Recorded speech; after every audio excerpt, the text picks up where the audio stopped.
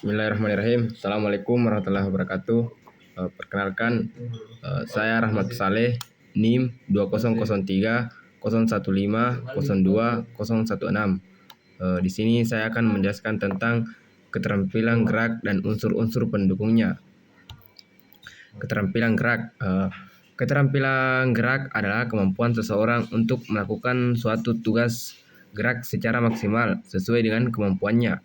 Di dalam konsep ruang dikenal adanya arah, yaitu kanan, kiri, depan, belakang, dan atas.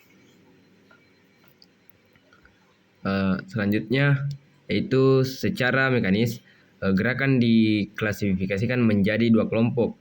Yang pertama, gerakan translatori, yaitu gerakan di mana benda bergerak secara keseluruhan dari suatu tempat ke tempat yang lain. Kemudian yang kedua, gerakan rotari. Gerakan rotari adalah gerakan yang berpusat pada poros tertentu. Misalnya gerakan tangan yang melenggang. Selanjutnya, gerakan ditinjau sebagai suatu sistem. Yang pertama, sistem penggerak. Yang kedua, sistem supply. Dan yang ketiga, sistem kontrol. Kemudian gerak ditinjau dari tipe tugas otot ada 4. Yang pertama, menopang tubuh, yaitu menopang tubuh pada permukaan yang padat. Yang kedua, menahan tubuh atau menggelantung. Misalnya menahan tubuh dalam sikap menggelantung juga memerlukan konsentrasi otot yang bersifat statis atau kontraksi isometrik.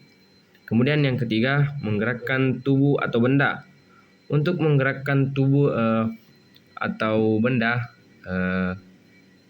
otot yang bersifat dinamis. Kemudian yang keempat, yaitu menahan benturan.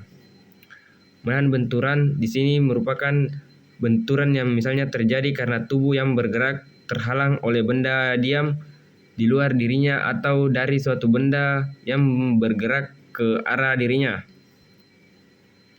Kemudian klasifikasi keterampilan gerak terbagi juga menjadi 3, yaitu yang pertama berdasarkan kecepatan gerakan. Yang kedua berdasarkan titik awal dan akhir gerakan. Yang ketiga berdasarkan stabilitas lingkungan. Unsur pendukung yang terampil ada 3 juga, yaitu yang pertama unsur kemampuan fisik, kemudian yang kedua unsur kemampuan mental, dan yang ketiga unsur kemampuan emosional. Dalam unsur kemampuan fisik terbagi juga menjadi 4. Yang pertama kecepatan reaksi, kedua ketahanan, dan ketiga kekuatan. Kemudian yang keempat yaitu kecepatan.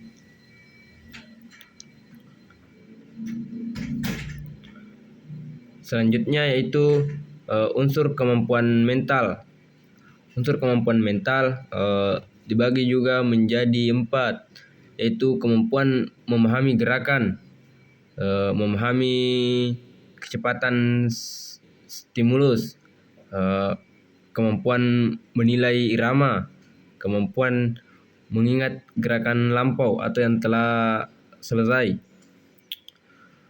Unsur kemampuan emosional. Unsur kemampuan emosional itu yang pertama kemampuan mengendalikan emosi. Yang kedua, tidak ada gangguan emosional. Yang ketiga, merasa perlu dan ingin mempelajari atau melakukan gerak. Kemudian yang keempat, memiliki sifat yang positif. Adapun unsur-unsur pendukung gerakan terampil yaitu kontrol keseimbangan, kemampuan untuk menyesuaikan pusat gravitasi secara efektif dalam hubungannya dengan bidang tumpukan.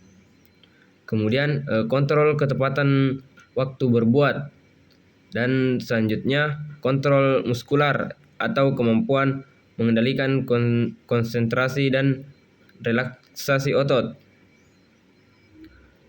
Selanjutnya yaitu kesimpulan.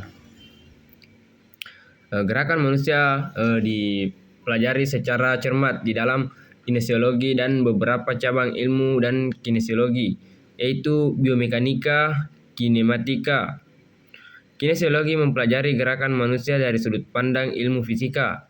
Di dalamnya terdapat analisis muskuloskeletrasi gerakan manusia berdasarkan prinsip-prinsip dan hukum mekanika.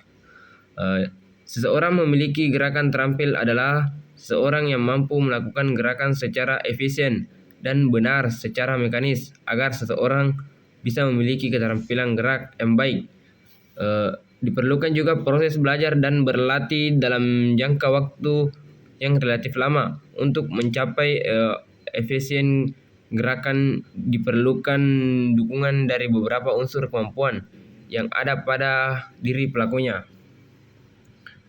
Itulah yang dapat saya jelaskan.